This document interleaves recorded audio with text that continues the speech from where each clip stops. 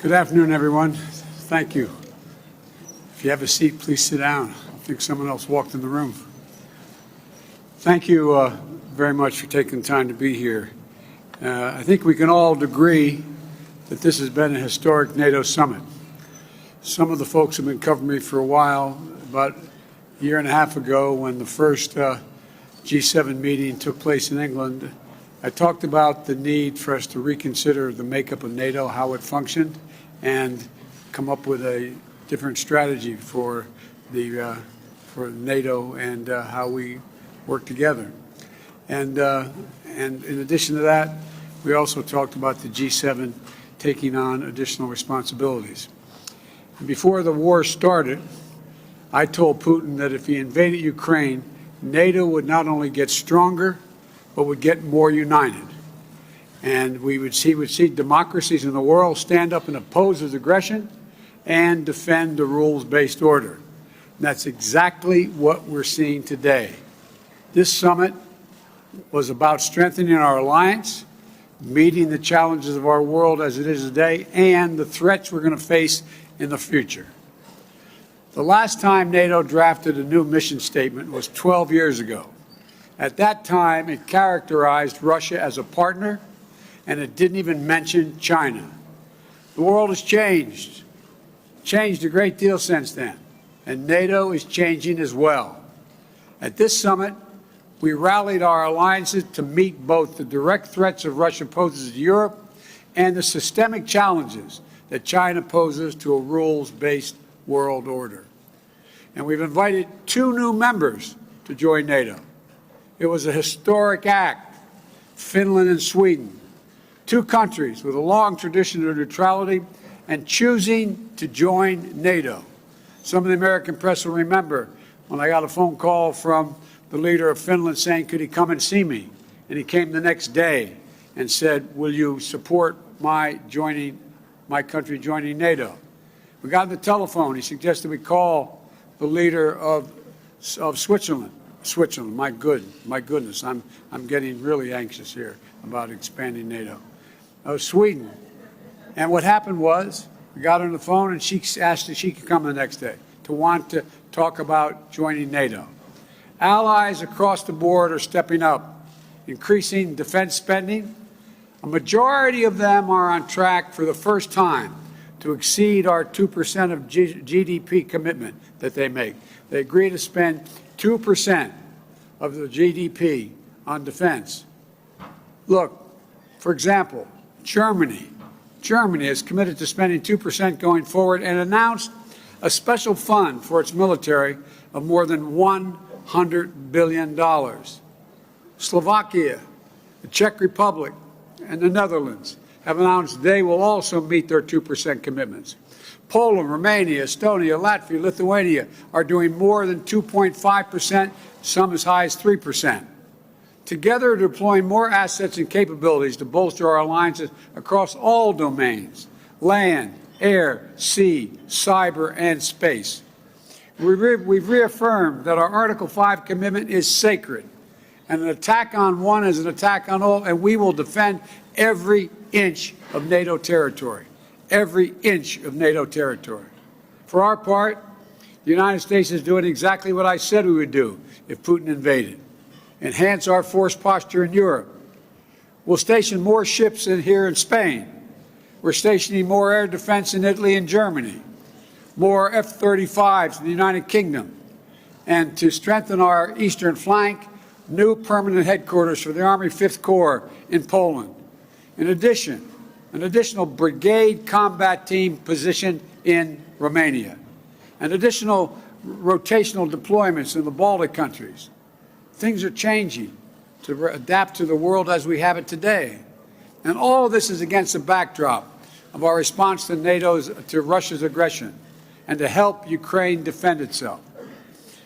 The United States is rallying the world to stand with Ukraine. Allies and partners around the globe are making significant contributions.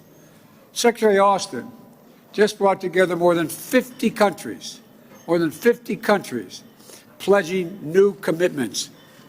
And this is a global effort to support Ukraine. Nearly 140,000 anti-tank systems, more than 600 tanks, nearly 500 artillery systems, more than 600,000 rounds of artillery ammunition, as well as advanced multiple launch rocket systems, anti-ship systems, and air defense systems. And again, the United States is leading the way. We provided Ukraine with nearly $7 billion in security assistance since I took office. The next few days, we intend to announce more than $800 million more, including new advanced Western air defense systems for Ukraine, more artillery and ammunition, counter battery radars, additional ammunition for the HIMARS multiple launch rocket systems we've already given Ukraine, and more HIMARS coming from other countries as well. We also welcome for the first time our partners in the Indo-Pacific to participate in the NATO summit. As I indicated to Putin, his action would cause worldwide response. Bringing together democratic allies and partners from the Atlantic and the Pacific to focus on the challenges that matter to our future and to defend the rules-based order against the challenges, including from China. And the G7 in Germany, we also launched what started off to be the Build Back Better notion, but it's morphed into the Partnership for Global Infrastructure and Investment to offer developing and middle-income countries better options to meet their urgent infrastructure needs. Because when the United States and G7 countries put skin in the game, it helps bring millions of dollars up to, before it's all over, up to possibly $1 trillion of private sector money off the sidelines. $600 billion in just the next few years. Unlike China, these projects will be done transparently and with very high standards. For example, the U.S. government just facilitated a new partnership between two American firms and the government of Angola to invest $2 billion building a significant solar project in Angola. It's a partnership to help Angola meet its climate goals and energy needs while creating new markets for American technologies and good jobs in Angola. As you heard me say before, when I think climate, I think jobs. And the G7 also said we'd work together to take on China's abusive and coercive trade practices and rid our supply chains of products made with forced labor. We task our teams to work on the details of the price cap on Russian oil to drive down Putin's revenues without hurting Americans and others at the gas pump. We'll seek to use the funds from the tariffs on Russian goods to help Ukraine rebuild. We've committed more than $4.5 billion, more than half of that from the United States, to address food insecurity and the immediate crisis caused by the Russian war. At every step of this trip, we set down a marker of unity, determination, and deep capabilities of the democratic nations of the world to do what need be done. Putin thought he could break the transatlantic alliance. He tried to weaken us. He expected our resolve to fracture, but he's getting exactly what he did not want. He wanted the Finlandization of NATO. He got the NATOization of Finland. Just think about this. That's what he thought. Now NATO and Sweden are closer than ever to joining, and this will occur. We're more united than ever. And with the addition of Finland and Sweden, we'll be stronger than ever. They have serious militaries, both of them. We're going to increase the NATO border by 800 miles along the Finnish-Russian border. Sweden is all in. The point is, we're meeting the goals I set out when the first G7 meeting. We're moving to a place that reflects the realities of the second quarter of the 21st century. And we're on the verge of making significant progress. Now I'll be happy to take your questions. And the first question, I'm told, is Darlene Superville from the Associated Press.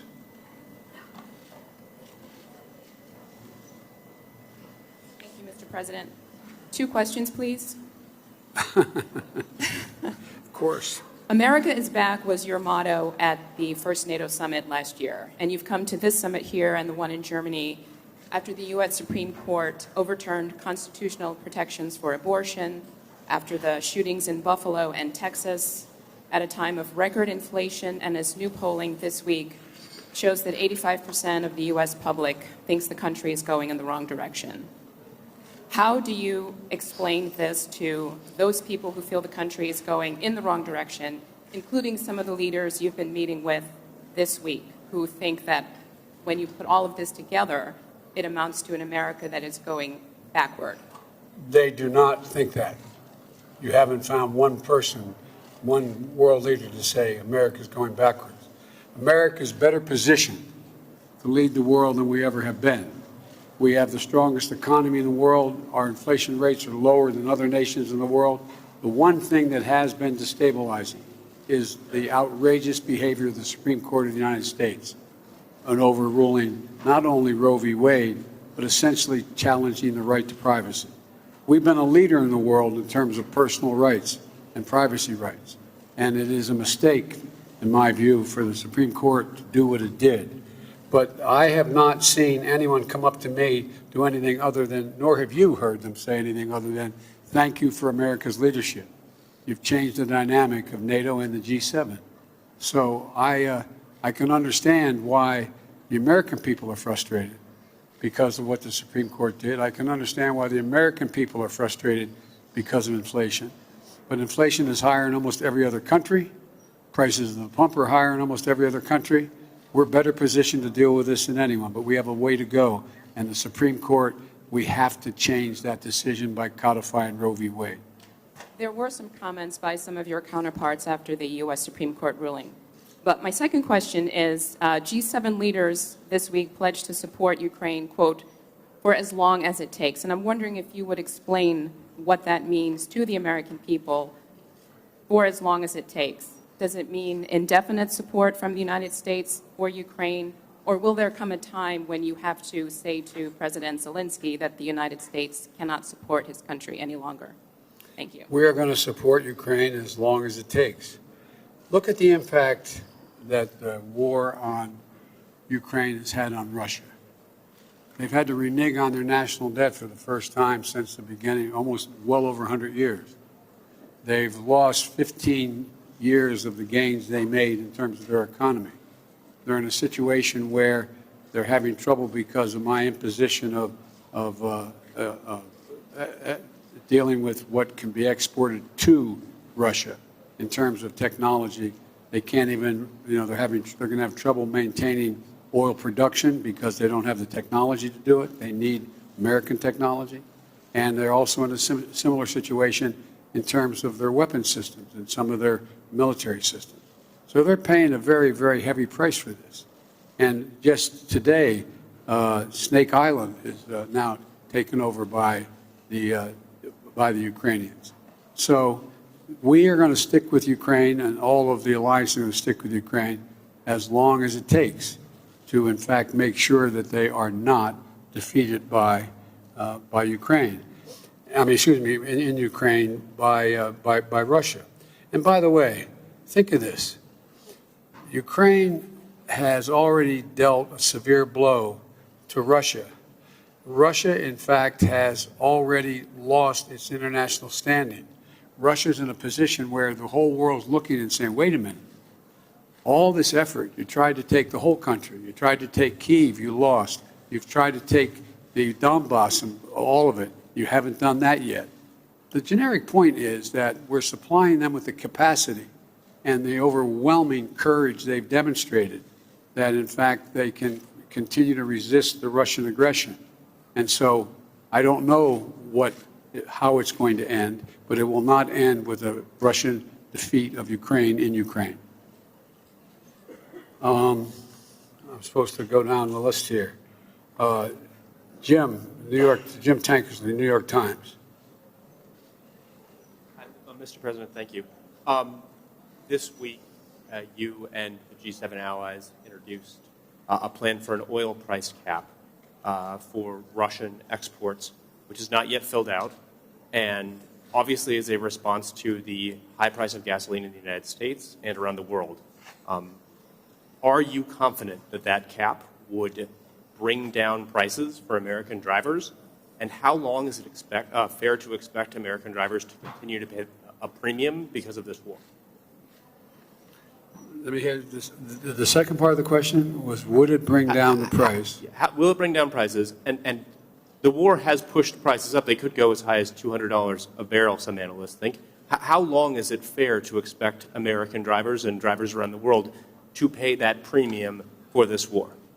As long as it takes. So Russia cannot, in fact, defeat Ukraine and move beyond Ukraine. This is a critical, critical position for the world. Here we are. Why do we have NATO? I told Putin that, in fact, if he were to move, we would move to strengthen NATO. We would move to strengthen NATO across the board. Look, let me explain the price. I suggested a while ago that what we should consider doing is putting a cap on the amount of money that we would pay for, the world would pay for Russian oil. And that we would not provide, the West provides insurance, would not insure Russian ships carrying oil. We would not provide insurance for them, so they would have great difficulty getting customers. The point is that we've said to them, here's the deal. We're going to allow you to have a profit on what you make, but not the exorbitant prices that you're charging for the oil now. We've delegated a commission, a group of our national security people to sit down and work out that mechanism. We think it can be done. We think it can be done, and it would drive down the price of oil, and it would drive down the price of gasoline as well. In addition, at home, I have also called for changes. I've released 1 million barrels of oil per day from our oil reserve, and in addition to getting other nations to move forward, a total of 240 million barrels of oil to release from the Strategic Petroleum Reserve, number one.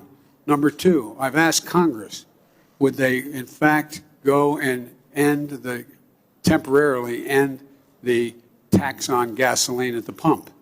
And thirdly, to ask the states to do the same thing.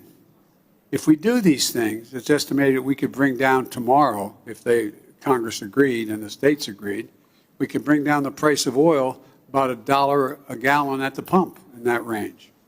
And so we could have immediate relief in terms of the reduction of the elimination of temporary elimination of the gas tax.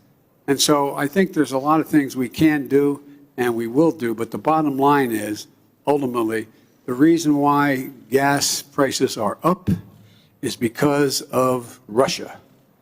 Russia. The reason why the food crisis exists is because of Russia. Russia not allowing grain to get out of Ukraine. And so that's the way in which I think we should move, and I think it would have a positive impact on the price at the pump as well. Jordan Fabian, Bloomberg.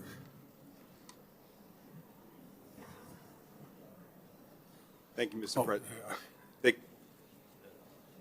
Thank you, Mr. President. I also have two questions for you. Of course. Thanks. The first one is on Turkey. What assurances, if any, did you make to President Erdogan about his requests for new F-16 jets for his military? What I said was I said back in December, as you'll recall. We should sell them the F-16 jets and modernize those jets as well. It's not in our interest not to do that, and I indicated to them that I've not changed my position at all since December. And there was no quid pro quo with that. It was just that we should sell, but I need congressional approval to be able to do that, and I think we can get that.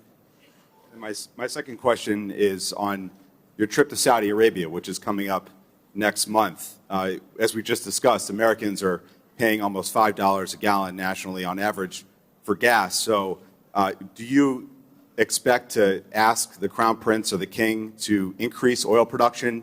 And if so, how will you balance that with your desire to hold them accountable for their human rights abuses? Well, first of all, that's not the purpose of the trip. The purpose of the trip, first of all, I'm starting off on that trip in Israel. The Israelis believe it's really important that I make the trip. In addition to that, what we're trying to do is that the G7, it's the Gulf states plus 3. And so I'm sure that it's in Saudi Arabia, but it's not about Saudi Arabia. It's in Saudi Arabia. And so there's no commitment that is being made, or I'm not even sure. I guess I will see the king and the crown prince, but that's not the meeting I'm going to. They'll be part of a much larger meeting. And what we're talking about in dealing with that trip is that before I go, I'm, as I said, going to Israel to meet with the Israeli leaders to affirm the unbreakable bond Israel and the United States have. And part of the purpose is the trip to the Middle East is to deepen Israel's integration into the region, which I think we're going to be able to do, and which is good for peace and good for Israeli security. And that's why Israel leaders have come out so strongly for my going to Saudi. But the overall piece here is we're also going to try to reduce the deaths and the war that's occurring. I mean, there's a whole range of things that go well beyond anything having to do with Saudi in particular. But if you were to see the crown prince or the king, would you ask them to increase oil production? No, I'm not going to ask. I'm going to ask. All the Gulf states are meeting. I've indicated to them that I thought they should be increasing oil production generically, not to the Saudis particularly. And I think I hope we see them in their own interest, concluding that makes sense to do. And, they have real concerns about what's going on in Iran and other places in terms of their security as well, all of them.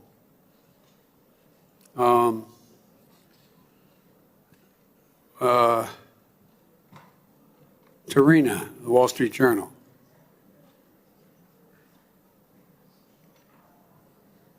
Thank you, Mr. President. I'm going to keep the trend and also ask 2 questions, if that's okay. One on the summit and one domestic question. On the summit, you just said that there would be another round of security assistance for Ukraine. After hearing President Zelensky's assessment that the war needs to end before the winter, are you changing your calculation in terms of the pace of the assistance and what kind of assistance you're sending to Ukraine?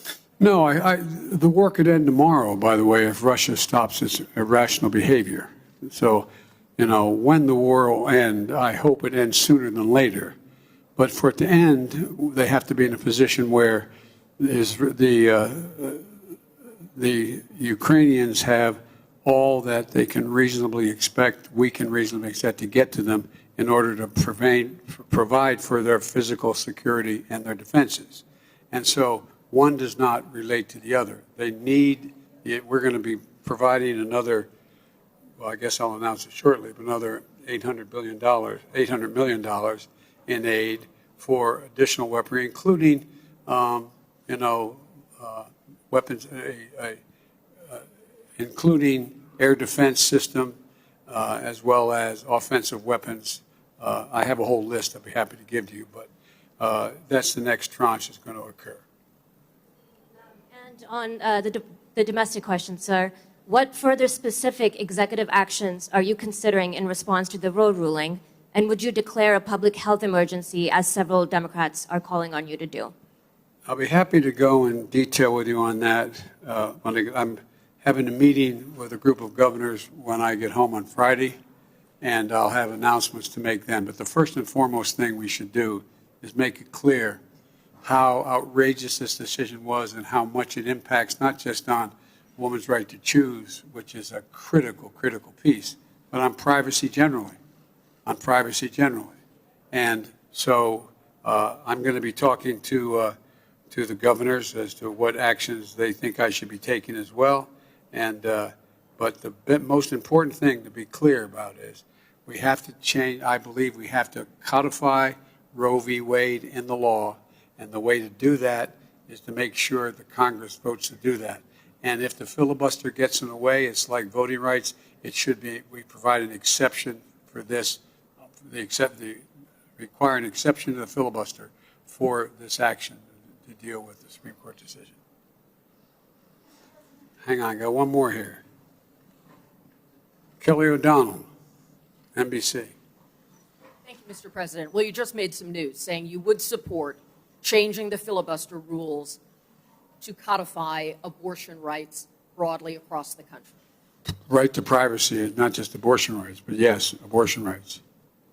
Can you describe for us, sir, many Americans are grappling with this. What is your sense today about the integrity and the impartiality of the Supreme Court? Should Americans have confidence in the court as an institution?